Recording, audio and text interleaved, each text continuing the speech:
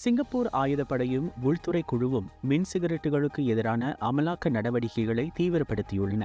இராணுவ முகாம்கள், தளங்கள், பயிற்சி கழகங்கள் ஆகியவற்றில் மின் சிகரெட்டுகளுக்கு எதிரான சோதனை நடவடிக்கைகள் முழு வீச்சில் நடைபெறுகின்றன.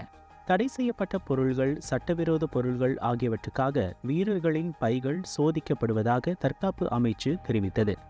வீரர்களிடையே சிறுநீர் பரிசோதனைகளும் நடத்தப்பட்டன.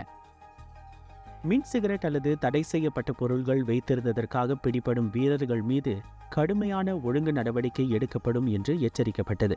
தடுப்பு காவலிலும் அவர்கள் வைக்கப்படக்கூடும்.